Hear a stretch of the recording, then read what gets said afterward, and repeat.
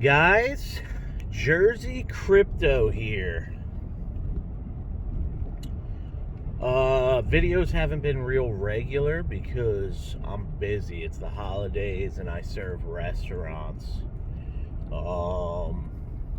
So I apologize. We will definitely get back into it. We're gonna do a video a day again.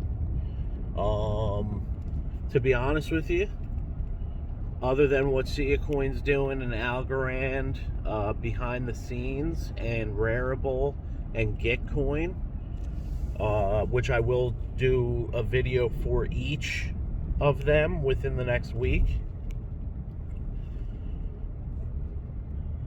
There's not much to talk about as far as the markets go. We're in a downtrend.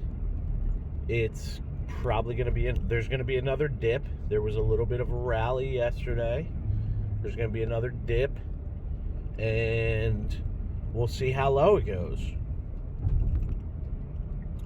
That's it. You can't have a forecast at this point. You know what I mean? It's halfway through December. If you have positions, it's just as likely to go to the upside as the downside. You have more potential to make profit, like way more profits on the upside than you are going to, lose your money. Not financial advice, just my opinion. At this point, a lot of the coins that I hold, I don't see them going much lower relative to what I bought in at to where they are now.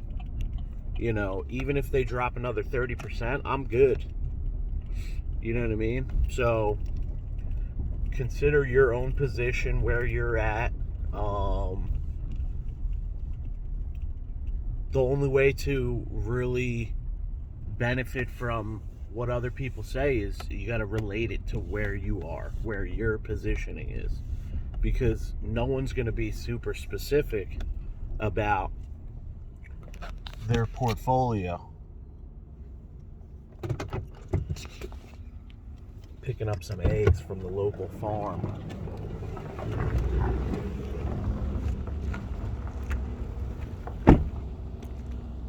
No one's going to be specific about their portfolio. You know what I mean? So you gotta know where you're at, where to cut your losses, depending on what your losses are.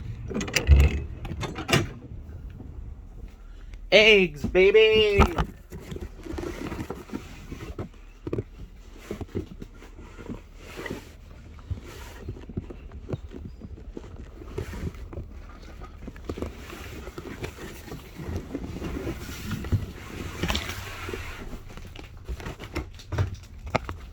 Little live action.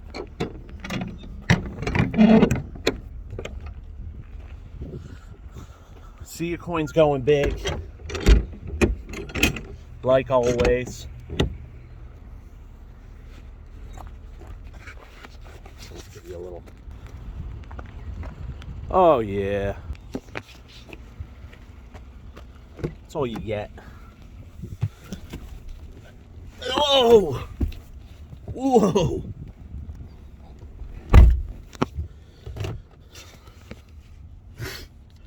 Life outside of crypto is really good right now, so it doesn't matter.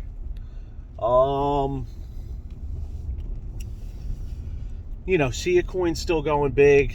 Home screen's huge. We're gonna get a lot of front ends on there. It's all stored on Siacoin. I mean, it's only a matter of time. And the potential is out of control. But it's only a matter of time before all these decentralized companies start saving money on their front ends. And quite frankly, their back ends. And just the development altogether. Because blockchain's cheaper.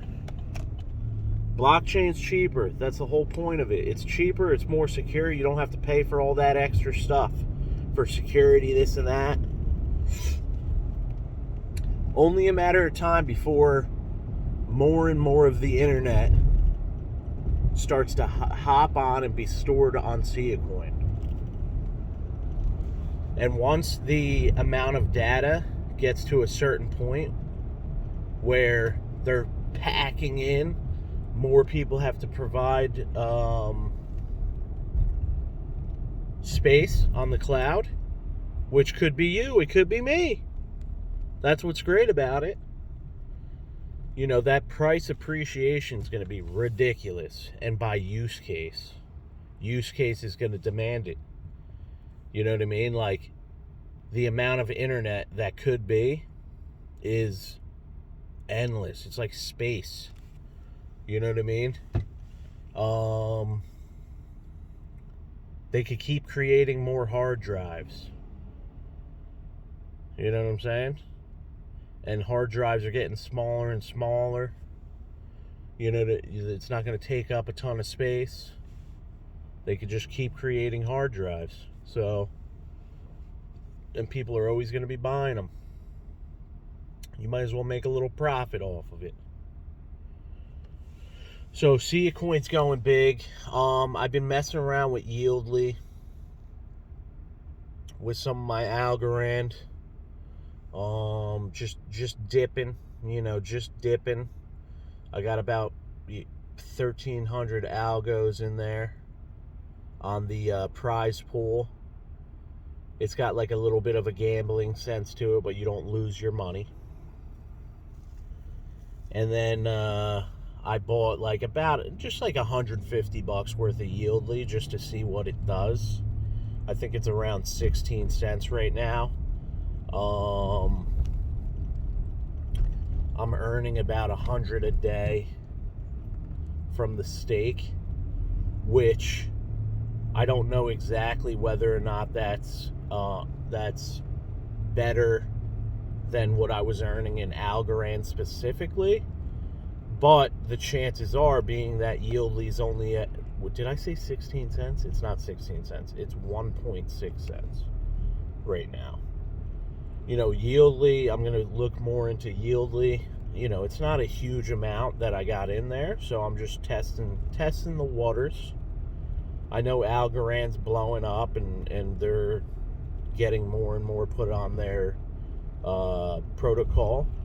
You know, their ecosystem's getting bigger, and Yieldly was one of the first, if not, it was either Yieldly or Tiny Man, as far as a substantial application put on Algorand.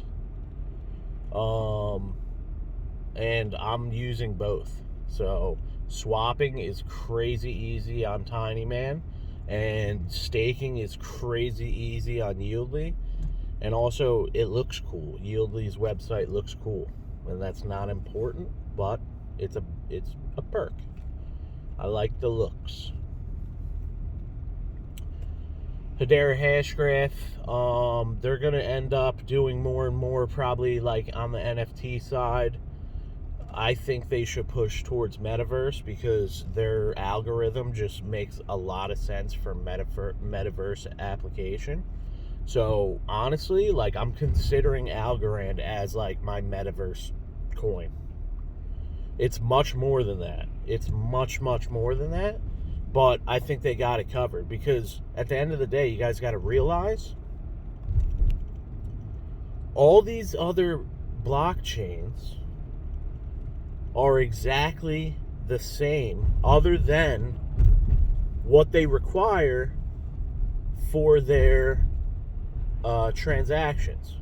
So the blockchain technology itself is essentially, I don't want to say exactly the same, very, very similar in the fact that it's blockchain. There's blocks.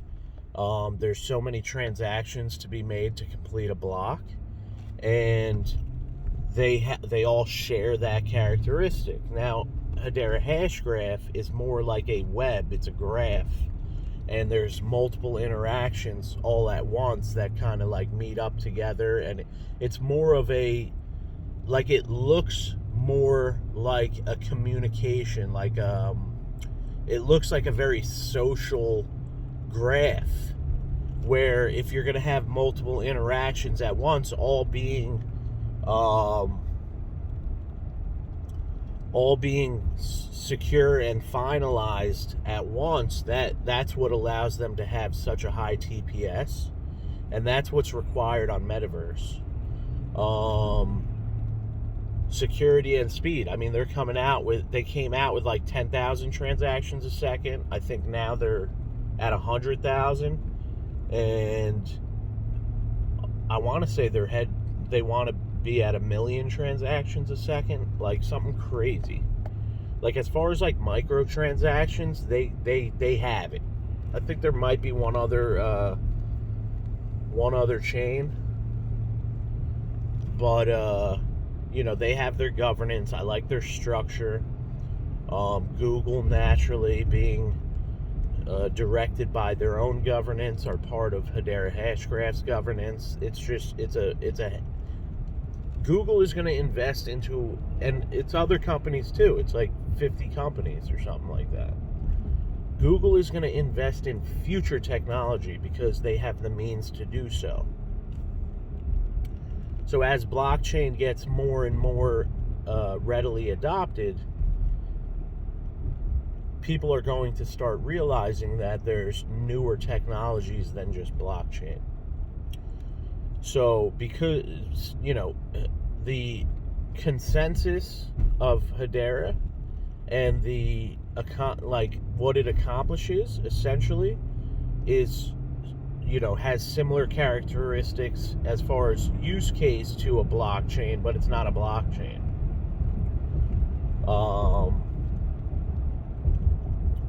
So basically the transactions themselves are what confirm each other. You know what I mean? It's a lot more active. They call it gossip.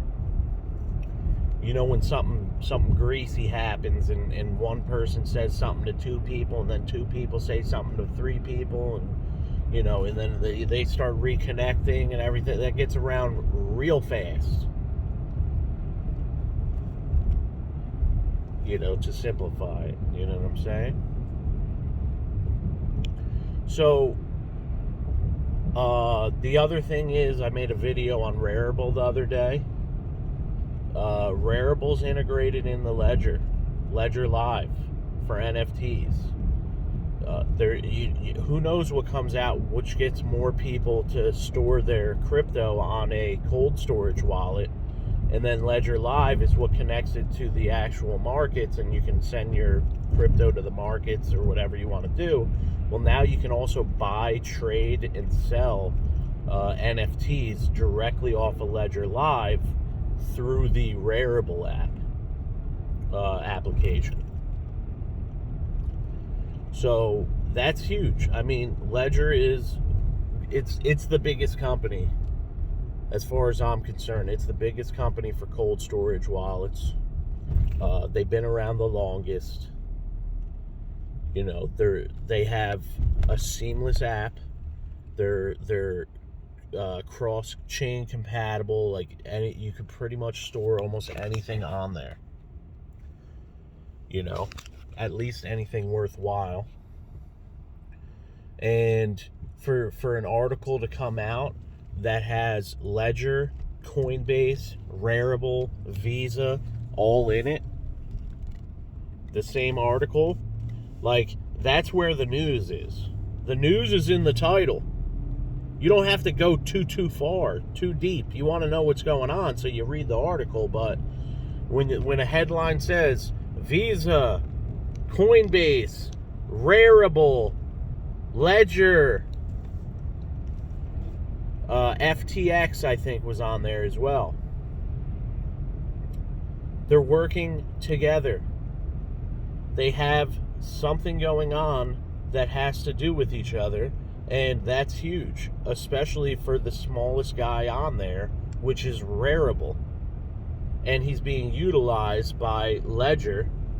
And then also Coinbase is invested in Rarible, and they're getting into NFTs. I wouldn't be surprised if their whole back end of whatever, if if they're not promoting it as rarible, their back end is going to be ran off of rarible. That's my opinion.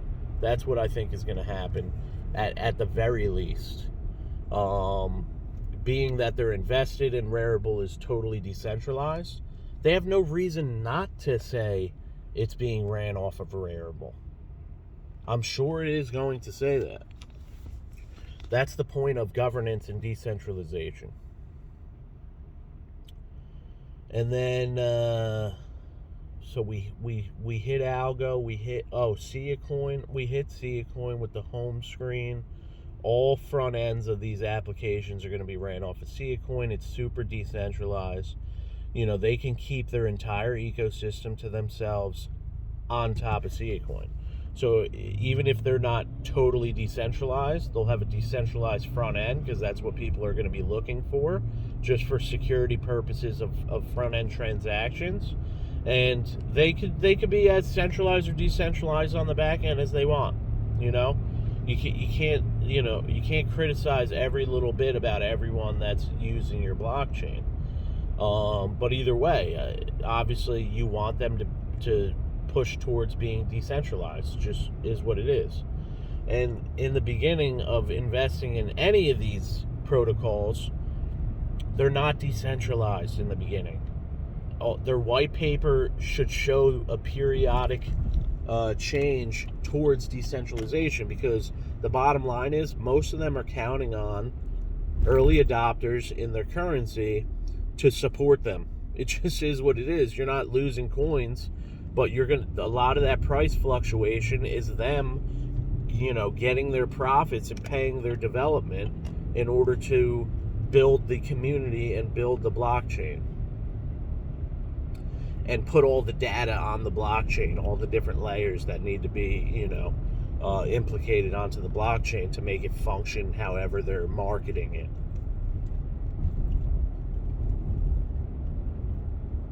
So that's what did I just do? I said Siacoin. I got Algorand. Gitcoin and GitHub. Gitcoin. I say Gitcoin. Either way, it's Gitcoin, I guess. Gitcoin is going to be one of the bigger on-ramps for Ethereum development. It's got, they call it quadratic funding. They've got 4 streams of income.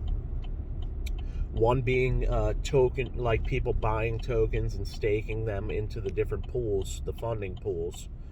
And then you also have outside money coming in. Off the top of my head, I don't know exactly where all the money's coming. grants.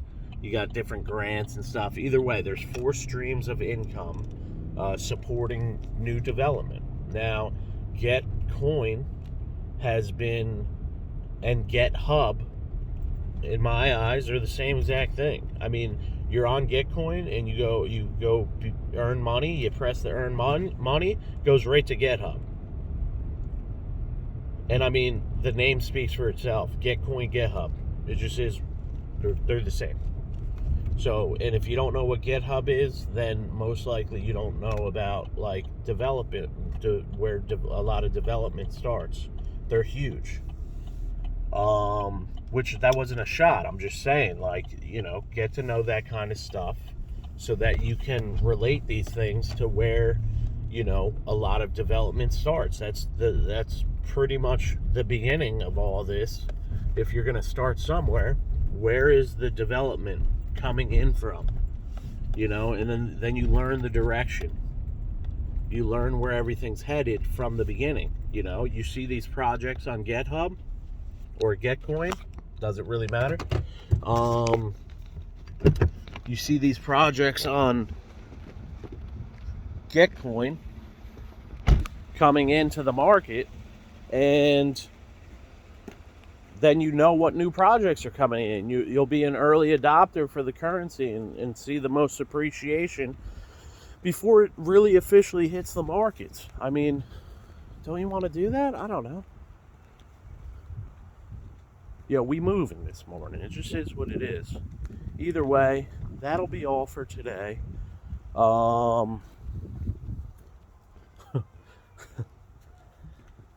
Crypto gains, baby. Let's get it.